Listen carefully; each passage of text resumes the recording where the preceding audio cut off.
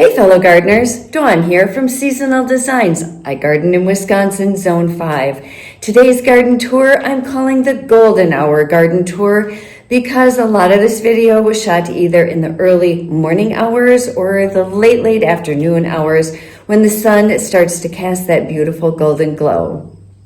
Well, the other thing I did want to mention is that I am dedicating this video to our dog, Anna.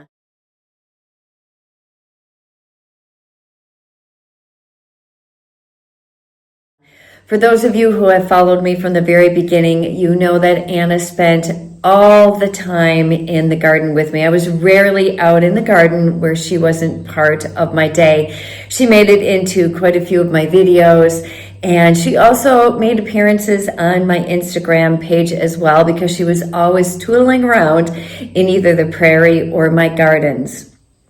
Unfortunately, Anna is no longer with us, and that is why I want to dedicate this video to her. So without further ado, let's take that tour. Well, stepping out the front door and right off the front porch, underneath my big bird of paradise, it has loved the super heat and humidity that we have been having all summer long here in Wisconsin. It has gotten huge and it is super happy right now. The Japanese forest grass here looking so good this year. A lot of color on the berm with the rutabaga and the Russian sage just looking beautiful. Now I really had to change up my foliage in these containers this year. I went from full sun to a part sun to shade planting using caladium in the center, Taurinia there on the right, that purple flower, and then a begonia. And really looking good. The leaves are just lush and gorgeous and big. Very good change considering my hawthorn tree is now shading a lot of this.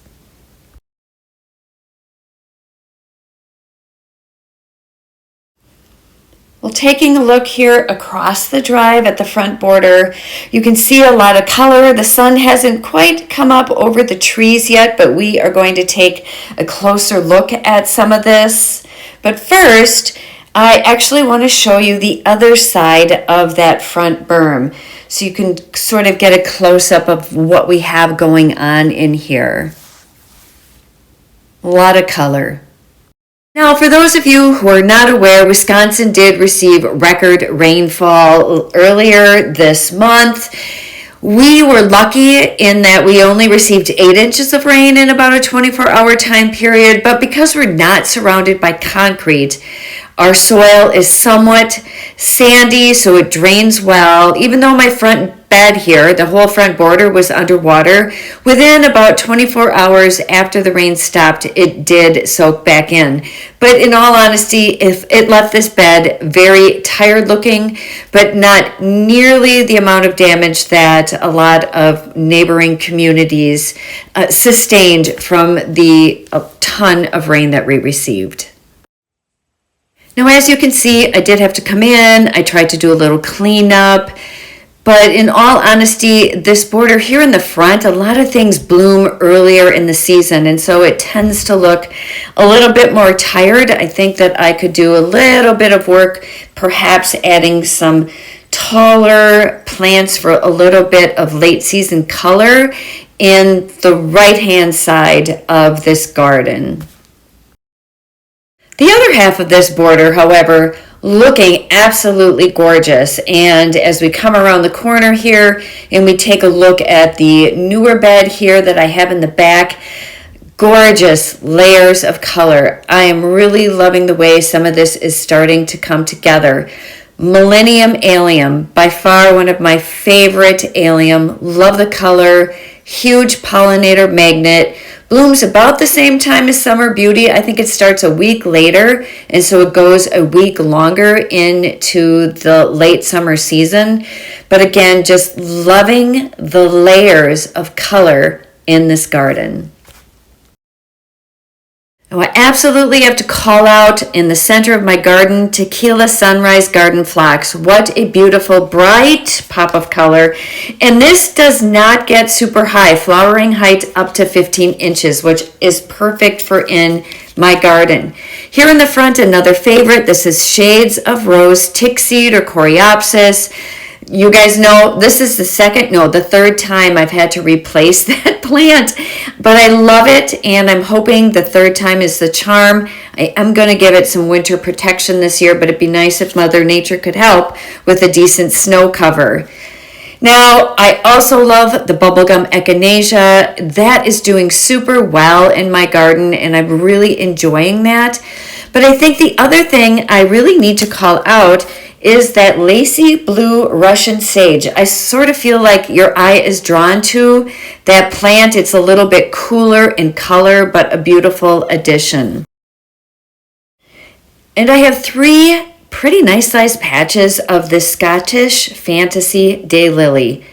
Big bloomer, big flowers, about 5 or 6 inches in size, and it smells heavenly. I absolutely love it. This is Little Quickfire Hydrangea. This hydrangea is only going to get about 3 to 5 feet tall and wide. Starts out with white blooms that you guys saw in an earlier video and then changes to this gorgeous pink color. I also have one limelight hydrangea in here. This one's going to get quite a bit bigger, 6 to 8 feet tall and wide. I put this one in so that when its blooms change color, I can take them off and use them in my natural Christmas tree. And over to the cutting garden area, everything really filling in and looking good over here. A lot of pollinators, a lot of butterflies, a lot of bees this year. Really loving the way the Verbena bonariensis, which I grew from seedlings, I decided just to add a few to this little border here of the Sombrero echinacea, and I'm really loving the combination, and actually the butterflies are loving it quite a bit as well. And among it all, there couldn't be anything that smells any better than a bloom on my gardenia tree, which has been blooming profusely. I would say this year I've gotten about 30 blooms on the gardenia tree this year.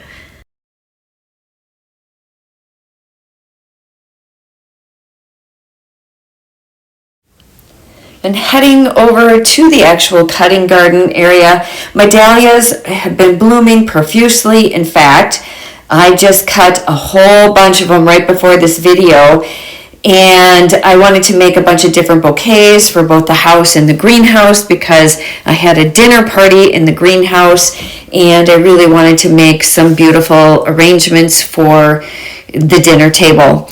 Now, this is a dahlia that I didn't order. It came in error. At first I absolutely hated it, but it has kind of grown on me as it has started to produce more blooms. And in this particular area with the verbena, I think that it works. And the bumblebees actually like a lot of these dahlias with the open center, which I really love because I love supporting my pollinators. Snapdragons are doing great, and I have this gladiola bulb. I saw it in a catalog. I don't usually plant these, but I love this one, so I bought it. What can I say?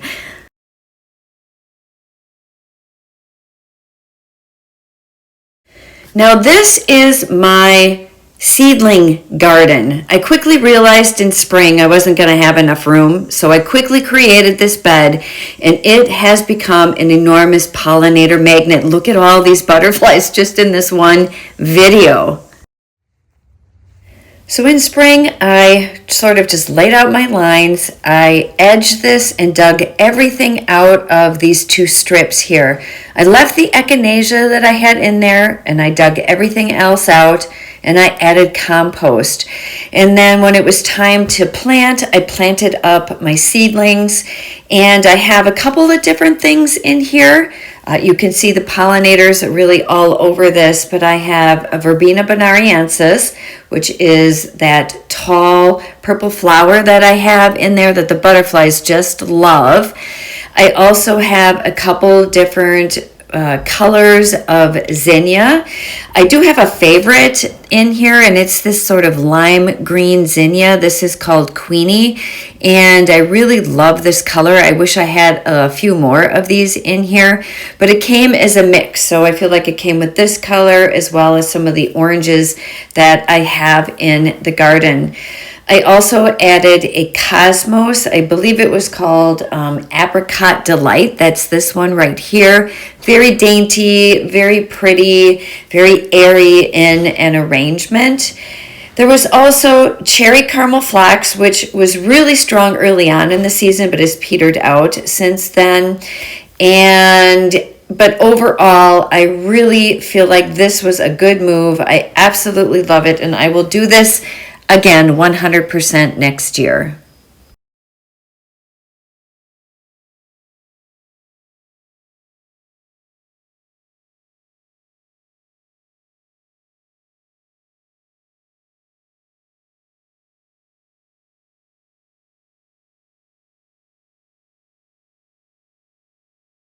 One of the things that I enjoy the most about having a cutting garden is being able to walk out into my cutting gardens or even into my prairie or my garden, cut from it, and just throw it into a vase and just create something beautiful where you can use it indoors on your table. I can use it in my greenhouse.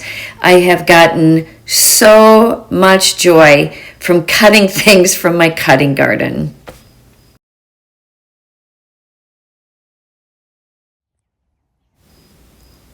And now let's head over to the greenhouse gardens. So these gardens really are starting to sort of transition through and be kind of on their way out. This is Summer Beauty Allium here, and that you see the big swaths of purple. And those are, again, a big pollinator and bee magnet. Their color is not as bright, and they are starting to fade right now. We're at that time of the year where things are starting to fade in here. Now, there are things that are still looking good, in that the phlox is still looking good. My yarrow still has some color to it. And the Pixie Meadow Bright Echinacea also has some color to it. But there are things in here that really should be deadheaded. My tick-seed coreopsis could go for a cleanup. The Stakey's Humelo could go for a cleanup, but I really just haven't had the opportunity or really even felt like getting out here to do some of that.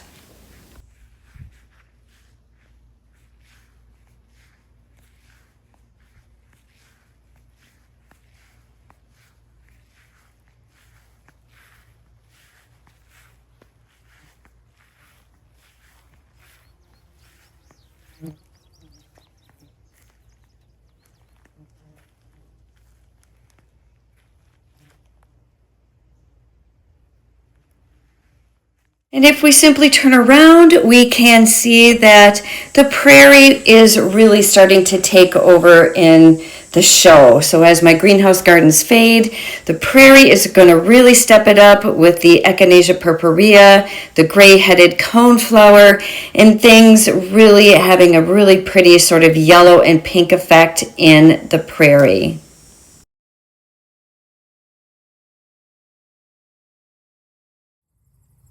One of my favorite additions that actually popped up for the first time in the prairie is this pale Indian plantain. It's right along the edge of my prairie. I put a bunch of seed in here a couple of years ago. Really excited to see this.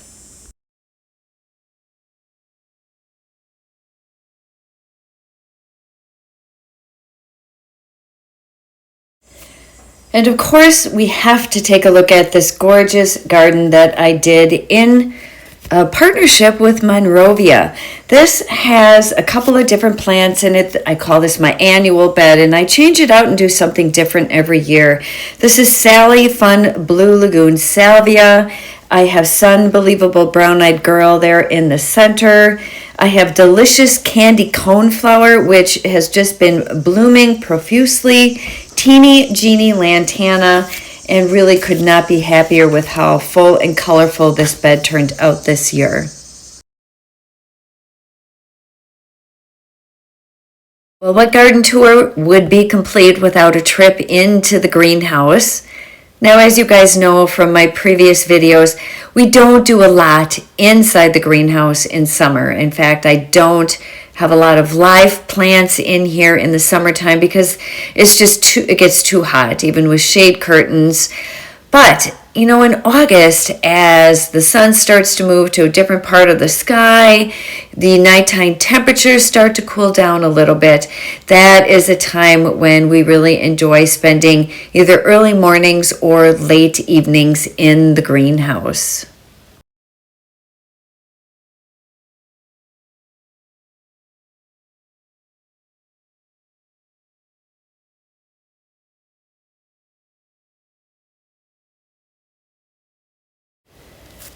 It's also a time when I start to enjoy having dinner parties because late in the evening it really starts to cool down in here, and I really enjoy entertaining family and friends when I get that opportunity.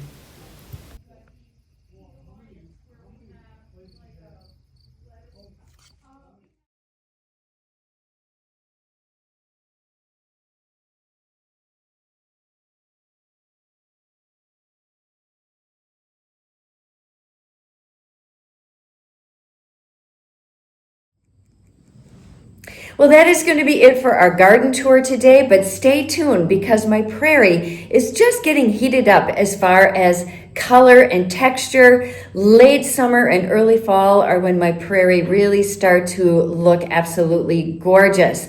The other thing we have coming up will be fall containers. I have some fun ideas for some fall containers, and I'll be sure to share that with you here on YouTube. So until then, thank you so much for watching, and we'll see you guys real soon. Take care.